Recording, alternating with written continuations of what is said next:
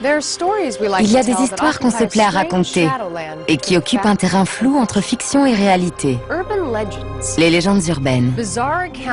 Des récits étranges de défunts appelant d'outre-tombe, de meurtres en pleine foule ou encore de créatures mortelles non identifiées par la science. Y a-t-il dans ces récits une part de vérité ou ne sont-ils que des contes populaires? Je suis Natasha Henstridge et je vous invite à venir explorer avec moi la vérité qui se cache derrière les légendes urbaines.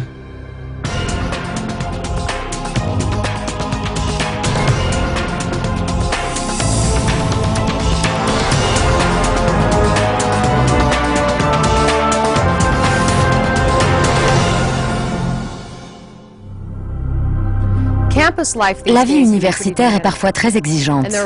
Les étudiants ont imaginé de nombreuses méthodes pour évacuer leur stress. Dans la légende urbaine qui suit, l'une d'entre elles a conduit à une tragédie. L'histoire a pour théâtre l'Université de Californie à Los Angeles, en décembre 1991. C'est la dernière semaine avant les examens.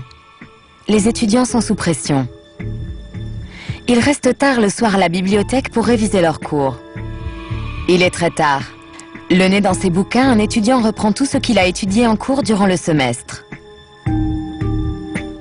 Les heures passent et il n'a plus beaucoup de temps. La tension monte. Ses yeux le brûlent, son dos le fait souffrir, mais il n'a pas le choix. Il a l'impression qu'il a atteint ses limites. Enfin, minuit sonne. Le moment est arrivé. Il arrête ce qu'il était en train de faire, laisse tout derrière lui et se précipite dehors. Une fois dehors, il pousse un hurlement déchirant.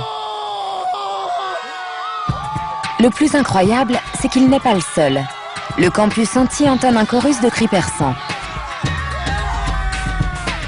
Ces hurlements semblent être une tradition de l'établissement. Ils sont poussés toutes les nuits de la semaine précédant les examens, sur les coups de minuit. Pour la majorité des étudiants, ce rituel a un pouvoir libératoire. Mais malheureusement, pour une étudiante, il va tourner au drame. Une jeune femme va mourir parce que personne ne prendra ses appels au secours pour des cris de détresse. Au moment où les cris résonnent, quelqu'un la saisit et l'entraîne hors de la vue des autres étudiants.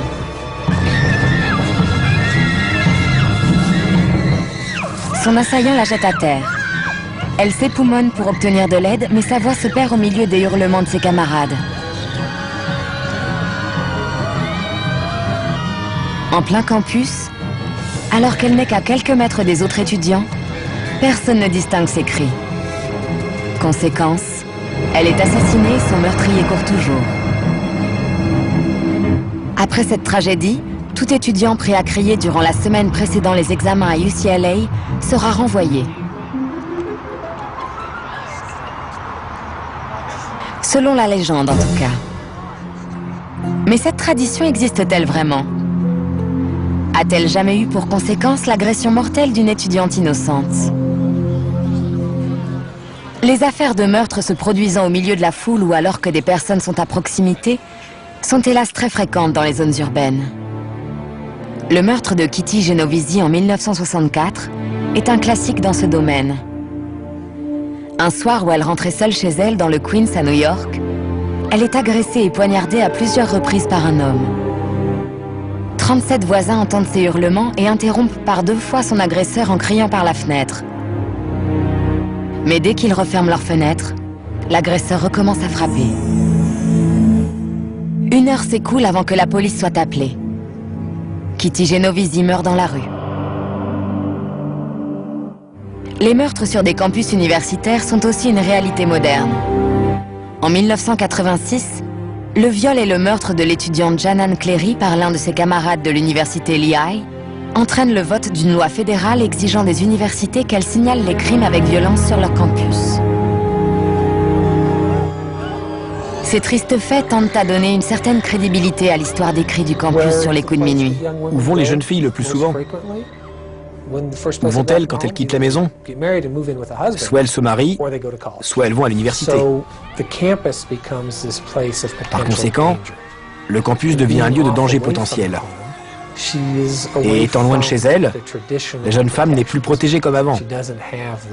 Elle n'a plus ses parents, son père, sa mère, ses frères et ses sœurs pour veiller sur elle. Soit. Mais ce qui fait que cette légende sonne vraie, c'est aussi que n'importe quelle méthode pour évacuer le stress, même la plus insensée, peut marcher. Dans les années 70, la thérapie du cri primal, rendue populaire par un livre du docteur Arthur Janov, devient la mode pour se débarrasser de ses angoisses. Alors pourquoi les cris des étudiants sur le campus ne seraient-ils pas un moyen efficace d'évacuer le stress? Parce qu'il s'avère que la thérapie du cri primal n'impliquait en aucun cas de crier. Le cri primal est le titre du premier livre qui a décrit cette thérapie. C'est en fait une métaphore pour les sons que les gens émettent quand ils pleurent, quand ils ont de la peine et qu'ils souffrent. Alors si les campus sont plus sûrs qu'on ne le croit, et que crier pour libérer son stress est aussi efficace comme méthode que de porter une bague d'humeur, on peut penser que cette histoire n'est que pure fiction. Pourtant, selon d'anciens étudiants fréquentant UCLA en 1991, année où les faits se seraient produits, le rituel des cris de minuit était bien réel. Les cris du campus à UCLA étaient une tradition très amusante. En tout cas, c'est ce que j'ai pensé quand je suis arrivée. La semaine avant les examens, on l'appelait la semaine morte. Tous les soirs à minuit, les étudiants allaient à la fenêtre et criaient de tout leur sou. On interrompait tout ce qu'on faisait. On attendait ça à chaque fois avec impatience. C'était très convivial et ça libérait toute la pression, l'anxiété qu'on avait à l'intérieur. Donc le rituel, lui, existait bien. Mais qu'en est-il de l'agression d'une étudiante? Je crois me souvenir d'avoir entendu dire que ça avait eu lieu bien avant, peut-être dans les années 1980, mais pas à mon époque en tout cas, pas en 1991. Mais ça ne s'est jamais produit. Et selon les policiers qui patrouillent sur le campus de l'Université de Californie, la réalité est très éloignée des stéréotypes qui font si peur aux parents. Les principaux crimes qu'on a sont plutôt liés au vol. Vol de vélo, de livres, de portefeuilles, de véhicules.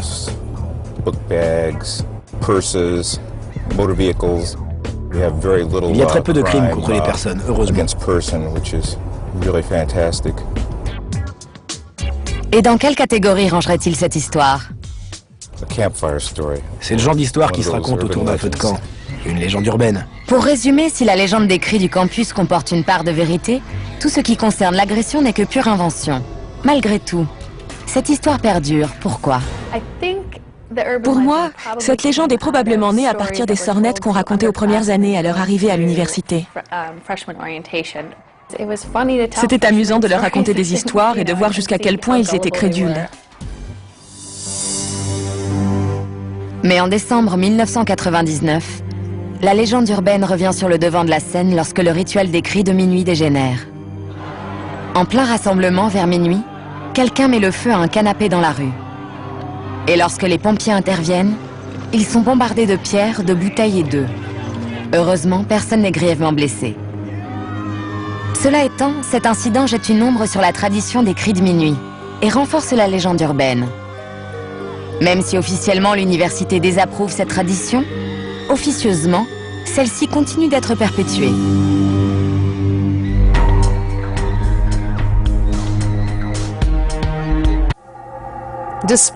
Malgré ce qu'on voit au cinéma, dans la réalité, les criminels ne sont pas toujours des gens brillants. Mais ils sont rarement aussi stupides que dans l'histoire qui va suivre. La police a arrêté un cambrioleur de bas étage soupçonné de vol à main armée dans un magasin de vin et de spiritueux à Bucks County, en Pennsylvanie. Les policiers ont bien l'intention de le faire passer aux aveux. Ils essaient d'abord la stratégie du gentil flic et du méchant flic, et tentent de le convaincre que s'ils leur simplifient le travail en avouant, ils sauront se montrer compréhensifs. Mais le suspect ne marche pas. Il nie les faits en bloc. Alors ils essaient une autre tactique. Le malfaiteur ne saisit pas ce qu'ils disent, et cela le rend nerveux. Sorti de la salle d'interrogatoire, l'un des deux policiers se plaint à un collègue que le suspect ne veut pas avouer, malgré sa culpabilité évidente. On a un problème. On a un suspect, on sait que c'est lui, mais ce type est un idiot. Il veut pas se mettre à table. Faut qu'on le pousse à avouer. Faites-le passer au détecteur de mensonges. On a un détecteur de mensonges? Non. Un collègue suggère alors de piéger le suspect grâce à un peu d'imagination. Tu plaisantes.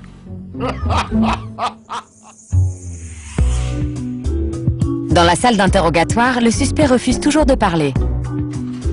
Il voit alors arriver un policier accompagné d'étranges appareils. Tu dois être Frank?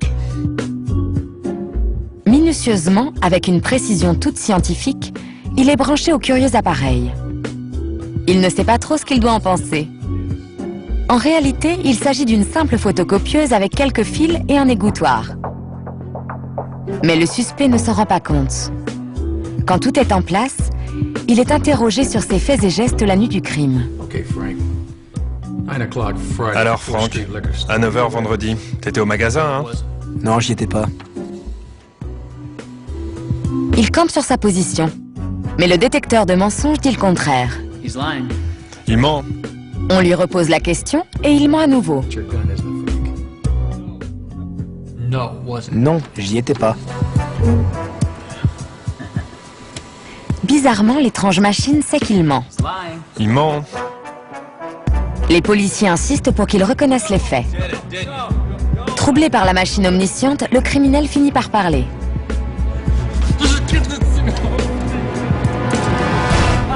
D'accord, c'était moi. Faites-moi sortir de là et je signerai. Il avoue, piégé bêtement par les policiers. Cette histoire a été relayée pour la première fois par le Philadelphia Inquirer, en juin 1977. Des versions plus récentes la situent dans la ville de Radnor, en Pennsylvanie. Bien sûr, qu'elle soit dans le journal ne signifie pas que cette histoire soit véridique. Mais vraie ou pas, elle a une résonance universelle. Je pense qu'en quelque sorte, elle contribue à nous faire nous sentir plus en sécurité en véhiculant l'idée que les criminels sont stupides et qu'ils se feront prendre. Le pire serait de penser qu'un criminel ne se fera jamais prendre parce qu'il est plus intelligent que nous. Le fait que les forces de l'ordre emploient souvent des méthodes inhabituelles pour faire avouer les criminels renforce la crédibilité de cette histoire. En 1951, la CIA a cru avoir trouvé l'arme parfaite pour faire dire la vérité, sous la forme d'une drogue, le LSD. La CIA avait fait des études sur l'emploi du LSD comme sérum de vérité potentielle pour faire cracher le morceau à quelqu'un. Elle pensait que ça allait révolutionner les services secrets.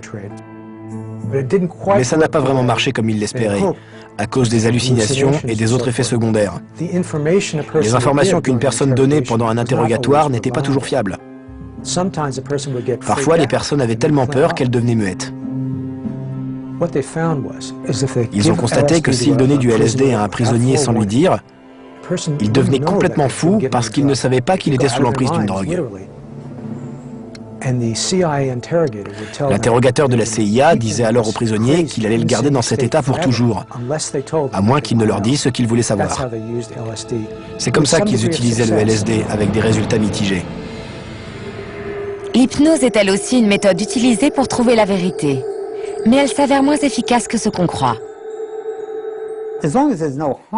Tant que la vérité ne causera aucun mal, vous direz la vérité. Mais si vous pensez que dire la vérité risque de vous mettre en danger, vous ne la direz pas. C'est pour ça que si vous hypnotisez un criminel pour qu'il avoue, il mentira. On peut mentir sous hypnose. Sous hypnose, vous ne pouvez pas forcer une personne à faire quelque chose si elle ne le veut pas. L'astuce, c'est de les amener à vouloir avouer. Et cela s'obtient en bousculant leur motivation. Prenez la guerre. Tous ces jeunes gens qui vont à l'église, des garçons honnêtes, envoyez-les au front combattre. En 6 semaines, vous aurez fait de ces mêmes jeunes gens qui allaient à l'église des tueurs. Pourquoi? Parce qu'ils ont une motivation. Bien sûr, rien ne vous fait plus vite changer d'avis que la torture. À l'époque médiévale, où l'hérésie était un crime passible de la peine de mort, des méthodes incroyablement inventives, basées sur des supplices physiques, était utilisé pour obtenir les confessions. Quand vous êtes torturé, l'individu qui a le contrôle sur vous a un pouvoir absolu. Des engins comme la chaise de Judas incitaient sans aucun doute les personnes accusées d'un crime à parler. L'individu était nu et hissé dans les airs, puis redescendu lentement sur une pyramide bien pointue. Ensuite, il jouait à le lever, puis à le laisser retomber, encore et encore et encore. Il y a aussi le fameux chevalet, qui vous écartelait lentement. On pourrait penser qu'il y a là largement de quoi vous inciter à dire la vérité. Mais cette méthode brutale ne marchait pas forcément. Souvent, l'individu souffrait tellement qu'il donnait des informations qui se révélaient inexactes. Il disait n'importe quoi pour que ça s'arrête. Depuis, la police a imaginé des appareils plus humains pour obtenir la vérité. L'un des plus populaires est le détecteur de mensonges. En 25 années d'expérience, j'ai constaté que le polygraphe était très performant. C'est non seulement un détecteur de mensonges, mais aussi un détecteur de vérité. Votre adrénaline et votre système nerveux autonome travaillent comme si vous vous prépariez à courir ou à combattre. Votre tension est modifiée, votre rythme cardiaque aussi, pareil pour la respiration et la sudation. Le polygraphe mesure toutes ces données dans son graphique. Mais obtenir des aveux relève autant de la psychologie que de la technologie. C'est ce qui rend cette légende urbaine presque crédible. Un bon interrogateur est bon acteur et fin psychologue. Parce qu'il sait qu'il n'est pas dans l'intérêt de la personne qu'il a en face de lui d'avouer.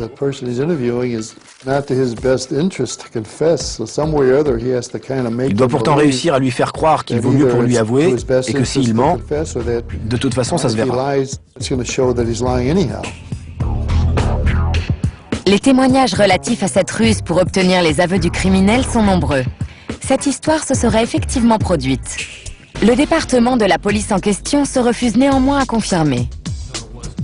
En tout cas, on peut dire que cette légende urbaine a une grande part de vérité. Ici, celui qui se laisse abuser est un criminel. Mais souvent, ce sont les victimes qui ont fait preuve de naïveté. On dit souvent c'est trop beau pour être vrai. Et en effet, c'est souvent le cas. Ça peut sembler cynique, mais en général dans la vie, rien n'est gratuit. La légende urbaine que vous allez découvrir a pour décor la banlieue new-yorkaise. Un cadre supérieur classique, débordé et exténué, part de chez lui le matin pour une nouvelle journée harassante de travail au bureau.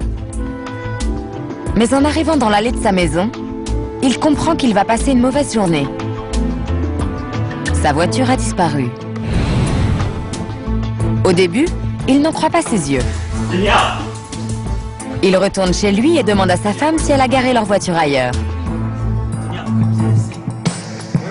Mais elle est aussi surprise que lui. Il se remémore les événements de la veille. Avant de se rendre à l'évidence, leur voiture a certainement été volée au cours de la nuit.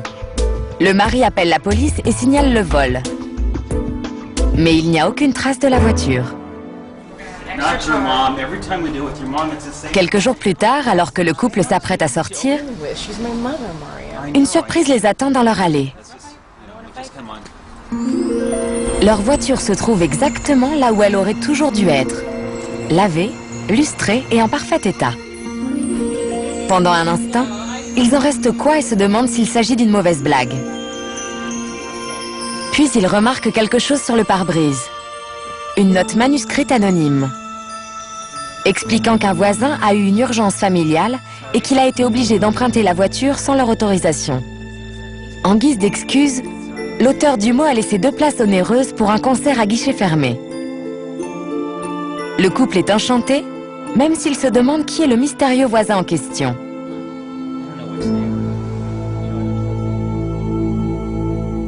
C'est le grand soir. Ils ont l'impression d'être de bons samaritains et ils se réjouissent de la manière dont les choses ont tourné. Ils n'ont jamais réussi à savoir qui avait emprunté leur voiture.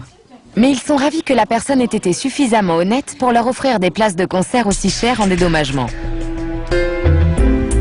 Ils prennent la voiture et se mettent en route pour une soirée mémorable en amoureux.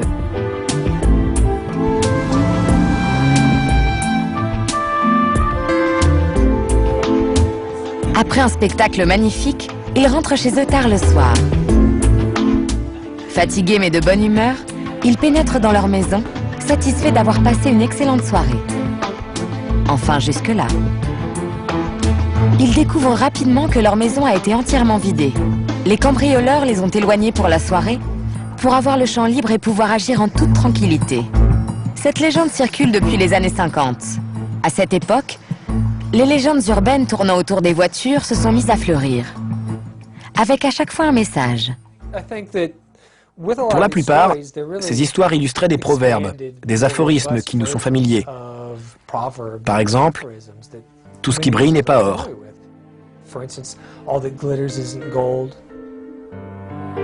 Cette histoire paraît crédible parce qu'elle a une morale qui met en garde contre une faiblesse universelle, la cupidité. La soif de profit facile est exploitée partout. Des casinos qui font ça légalement, aux arnaques financières qui secouent Wall Street à l'occasion. Alors pourquoi un petit escroc n'en profiterait-il pas lui aussi? Les escrocs vraiment rusés, ça existe. Il y a des gens qui jouent les invités dans les mariages et volent les cadeaux. Il y en a qui se déguisent en employés du gaz ou en policiers pour avoir accès à une maison.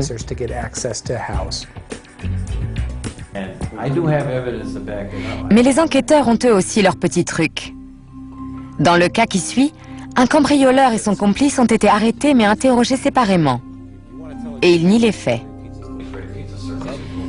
Le policier prétend alors devoir sortir un instant et quitte la pièce en laissant intentionnellement un dossier sur la table qui contient, selon ses dires, les aveux de l'autre suspect. Un dossier monté de toutes pièces, bien sûr. Mais le cambrioleur y jette un œil et ce qu'il lit le rend furieux. Il veut à présent se venger. Et lorsque l'enquêteur revient dans la pièce, il est prêt à se mettre à table. Le voleur a été dupé et la police a ses aveux. Cela montre que les criminels ont les mêmes faiblesses que n'importe qui d'autre. Et ça a été démontré avec succès à Hawthorne, en Californie. La police y a mis sur pied une arnaque magistrale pour attraper le même jour un nombre incroyable de criminels. Tous ont reçu par la poste un avis selon lequel ils avaient gagné à la loterie nationale. On a envoyé plus de 800 lettres aux personnes contre lesquelles on avait un mandat. Ça allait du simple délit de conduite en état d'ivresse au trafic de drogue. Il y avait même un homme recherché pour meurtre. Et curieusement, même ce gars s'est montré.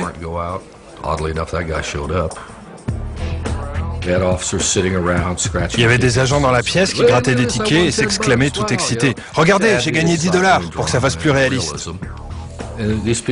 Nos clients entraient, ils y croyaient et pensaient « Génial, je vais être riche. » Ensuite, on les conduisait à la salle de réception.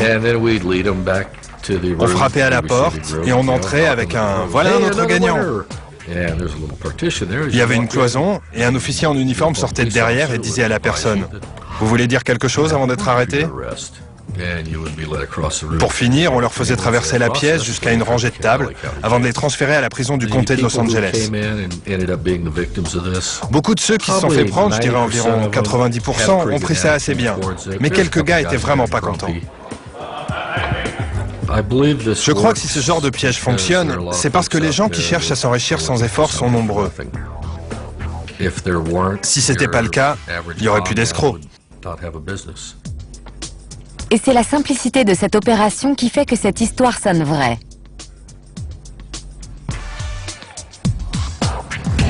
Pourtant, elle ne l'est pas.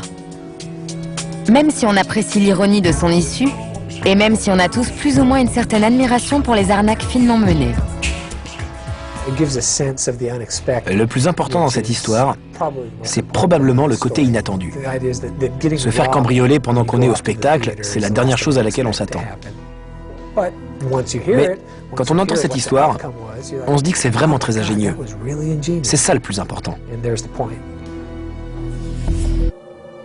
Contrairement à la croyance populaire, Les légendes urbaines ne concernent pas uniquement les métropoles modernes. D'ailleurs, l'une des plus intrigantes se déroule dans une région méconnue de la jungle asiatique.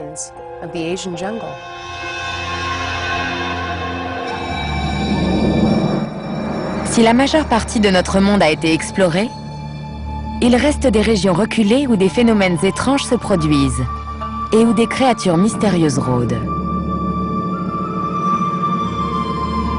Cette légende commence avec un étranger qui remonte la partie supérieure du fleuve Ping, au milieu de la jungle thaïlandaise. Il est venu explorer et étudier les lieux pour le compte d'un musée d'histoire naturelle. Ce n'est pas un globe-trotteur chevronné et cette partie du monde lui est totalement étrangère. Tout à coup, il perd l'équilibre. Tombé dans le fleuve, il est choqué mais il n'est pas blessé.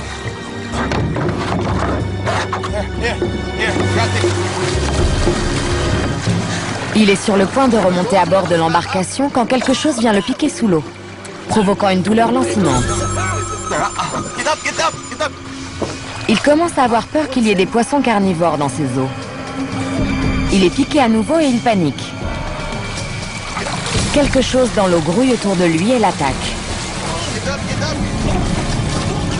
Le guide, terrorisé, tente de l'aider. Mais l'explorateur se débat et nage comme il peut jusqu'au rivage. Une douleur le brûle dans tout le corps. Enfin arrivé sur le sable, il s'effondre. Il respire avec difficulté.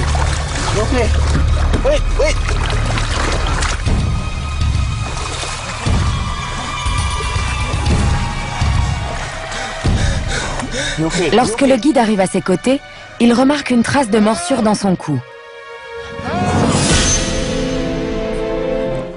Dans cette région reculée, seul un guérisseur local, un chaman, pourrait lui venir en aide.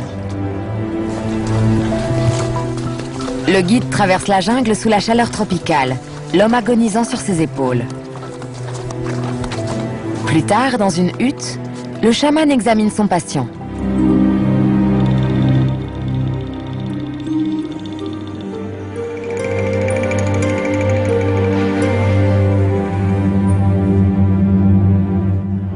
Hélas, il est trop tard. Il informe le guide que son employeur est mort. Le guide ne comprend pas. Il demande ce qui s'est passé. En réponse, le chaman ouvre la chemise de l'étranger, dévoilant une dizaine de marques de piqûres. Elles indiquent que l'explorateur a été tué par les défenses mortelles du mini-éléphant de Thaïlande.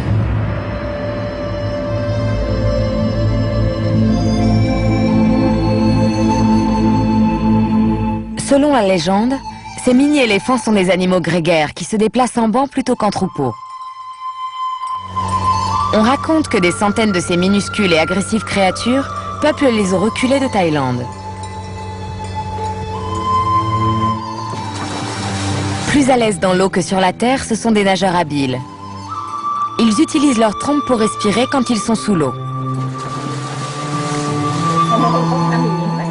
Sur les marchés qui bordent le fleuve Ping, les commerçants disent acheter et vendre les fossiles de ces éléphants d'eau. Leurs minuscules carcasses sont censées porter bonheur. Mais si ce mini-éléphant n'était qu'une légende? Dans le passé, l'existence de créatures réelles a été déjà mise en doute. Le calmar géant, l'ornithorynque ou l'insaisissable bœuf du Vukang, en Asie. C'est ce qu'on dit aussi des créatures comme Bigfoot ou le monstre du Loch Ness. Les animaux symbolisent des choses très différentes selon les cultures. Ils incarnent des choses auxquelles on croit, qu'ils soient l'emblème d'un État ou le symbole d'une divinité religieuse. Et plus que n'importe quel autre animal, l'éléphant a un statut particulier dans la culture et l'histoire de cette région. En Thaïlande, les éléphants sont vénérés et respectés. C'est bien sûr leur taille monumentale qui fait d'eux les maîtres des lieux.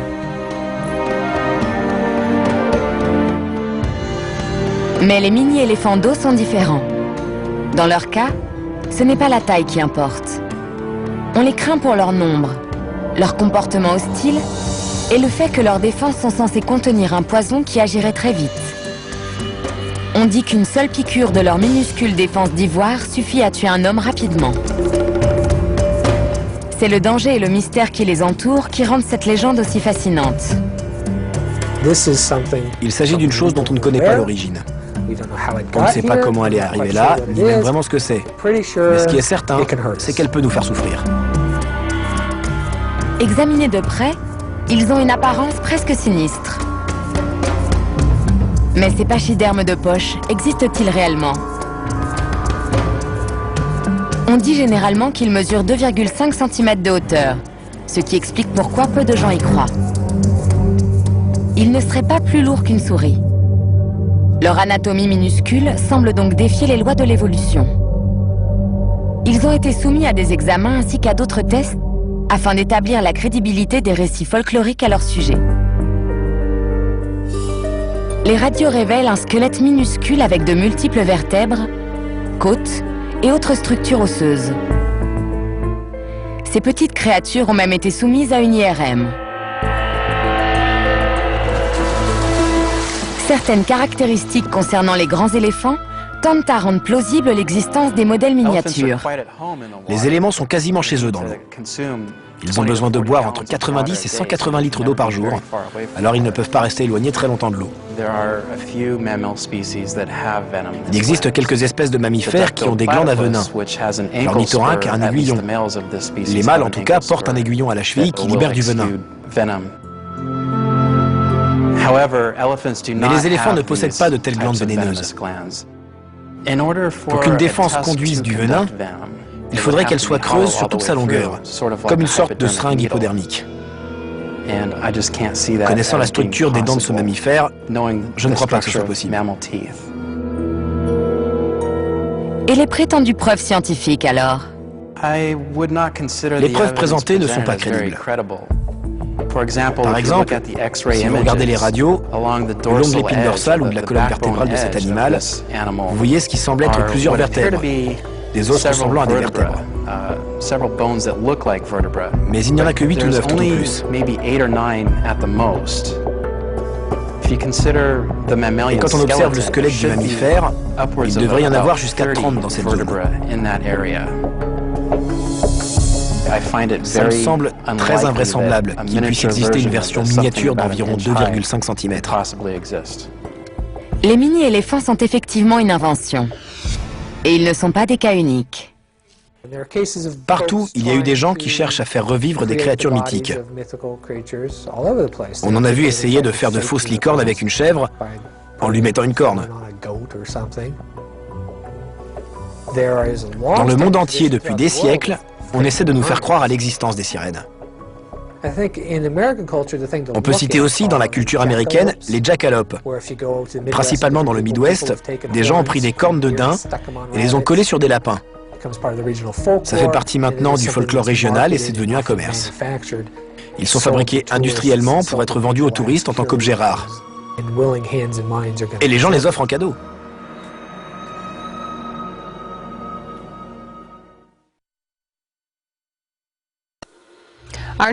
Notre prochaine histoire tourne autour de notre fascination d'une vie après la mort.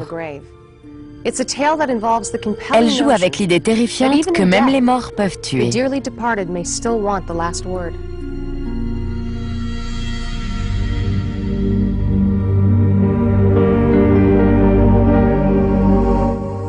Cette légende a pour origine le pire cauchemar qui soit.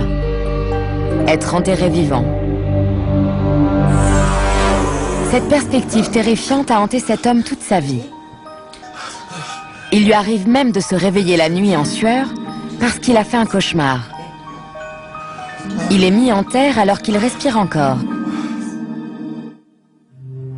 Avant d'éviter une telle tragédie, le vieil homme fait l'acquisition d'un mausolée équipé d'un téléphone. La ligne téléphonique est reliée à celle de sa maison, afin qu'il puisse appeler au cas où il aurait été enterré vivant. Le fait de disposer de ce téléphone le rassure. Il est tranquillisé de savoir que l'horrible destin qui l'angoisse tant ne se réalisera jamais. Quelques années plus tard, l'homme meurt. Sa femme s'assure qu'il soit bien enterré dans son cercueil relié au téléphone comme il le désirait. la femme reprend le cours de sa vie sans jamais éprouver les craintes qui terrorisaient son défunt mari.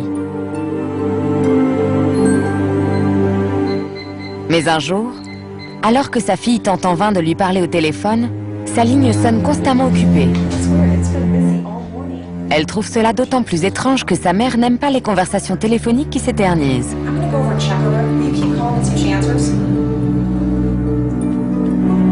La fille se rend chez sa mère. Elle sonne et frappe à la porte, mais elle n'obtient aucune réponse. Elle finit par rentrer dans la maison. Sa mère gît sur le sol. Elle tient fermement le téléphone dans sa main. Apparemment, elle a eu une crise cardiaque. Pourtant, elle était en parfaite santé. Sa fille est bouleversée. Quelques jours plus tard, la défunte est transportée jusqu'à la crypte pour être inhumée aux côtés de son mari.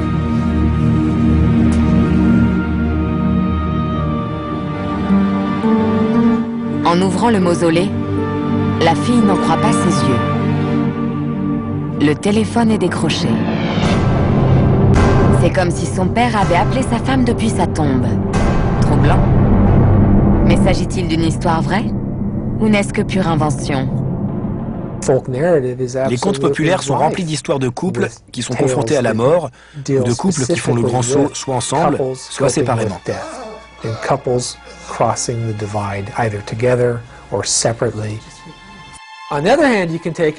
pouvez prendre ça comme une histoire pour effrayer le troisième âge. Si la mort vous appelle, ça signifie que quelqu'un d'autre va mourir. Quelqu'un va rejoindre l'époux décédé. Des créatures qui viennent d'outre-tombe. C'est un thème de prédilection du cinéma hollywoodien, des momies égyptiennes aux terrifiants vampires. Et des événements de ce genre se sont déjà produits dans la réalité.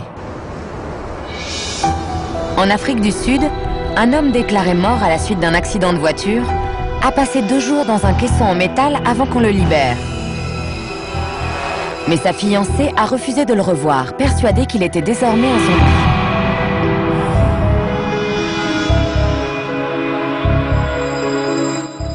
C'est le téléphone qui donne à cette légende une petite touche moderne. Cet élément est peut-être né d'un événement qui s'est produit à Boston en 1910. On a longtemps dit que Mary Baker Eddy, la fondatrice du mouvement Science chrétienne, avait fait installer un téléphone dans sa crypte au cimetière du Mont Auburn. En réalité, à sa mort en 1910, son corps a été temporairement conservé dans un caveau, gardé par un homme qui avait un téléphone à ses côtés. Il est sans doute impossible d'avoir une conversation téléphonique avec quelqu'un se trouvant dans un cercueil. Il n'empêche que beaucoup de personnes, du magicien Houdini à Thomas Edison, ont tenté sous une forme ou une autre de parler avec les morts. Dans les années 70, un inventeur du nom de William O'Neill a prétendu pouvoir communiquer avec les esprits grâce à un appareil qu'il avait fabriqué. Selon ses dires, il l'avait conçu avec l'aide de feu George Muller, un médecin l'ayant assisté depuis sa tombe. Thomas Pratt en est aujourd'hui le propriétaire. Cet appareil est censé avoir enregistré ce qui est peut-être la première conversation avec une personne décédée.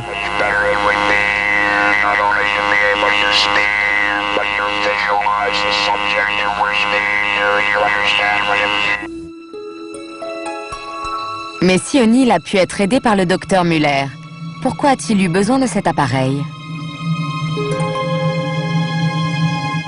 Beaucoup de cas d'enterrement prématuré ont été rapportés au cours d'épisodes de peste. Les victimes avaient l'air morts et les vivants étaient pressés de se débarrasser d'eux. On a des preuves aujourd'hui de telles erreurs.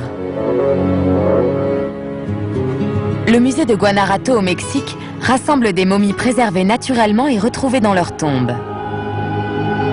Il y a notamment le squelette d'une femme enterrée vivante. Tombée malade, cette femme a été enterrée vers le milieu du 19e siècle. Plus tard, lorsqu'elle a été exhumée, elle a été trouvée face contre terre. Elle s'était littéralement retournée dans sa tombe. Aujourd'hui, les procédures d'embaumement rendent l'éventualité d'être enterré vivant quasiment impossible. même s'il y a quelques récits de cadavres sur le point d'être autopsiés qui se seraient soudain réveillés. La plupart des légendes perdurent simplement parce que nous ne voulons pas croire que la mort puisse être une fin. Alors, on se raccroche aux histoires qui suggèrent le contraire. Au Ghana, ceux qui en ont les moyens achètent des cercueils luxueux qui reflètent à la fois leurs aspirations de leur vivant et rendent la vie après la mort plus confortable. Visiblement, beaucoup de Ghanéens optent pour le luxe pour faire le grand saut. Même si ce cercueil n'est pas équipé d'un téléphone mobile. La volonté des hommes de rechercher ce qu'il y a de mieux en matière d'inhumation donne une certaine crédibilité à la légende de l'appel téléphonique du défunt mari à sa femme. J'ai entendu parler d'un cas où la personne avait demandé qu'on installe un téléphone dans son caveau. Et apparemment, quelqu'un aurait découvert l'existence de ce téléphone et serait allé s'en servir pour passer ses coups de fil. Ça aurait pu tuer la personne qui aurait lu la facture de téléphone.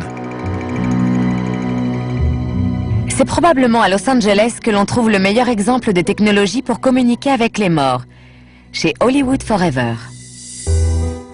Un endroit impressionnant servant de dernière demeure qui offre à des Californiens avant-gardistes une expérience d'interaction entre défunts et vivants. Les visiteurs tapent sur un écran le nom de l'être cher et une vidéo réalisée de son vivant apparaît. Vous sélectionnez des photos dans vos vieux albums, vous ajoutez de la musique ou ce que vous voulez. Ça me permettra de communiquer avec mes enfants et tous ceux que j'aurai laissés derrière moi, de leur dire une dernière pensée ou de leur raconter l'histoire de ma vie. Une idée formidable, mais ça n'a plus rien à voir avec l'histoire de l'appel d'outre-tombe, qui est entièrement inventée. Jusqu'à maintenant, personne n'a jamais réussi à téléphoner à un mort.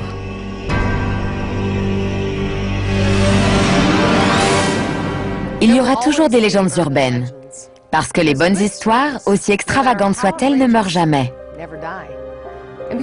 Et parce qu'elles arrivent toujours à l'ami d'un ami, nous devons nous méfier et nous demander si elles ne sont que fiction ou réalité.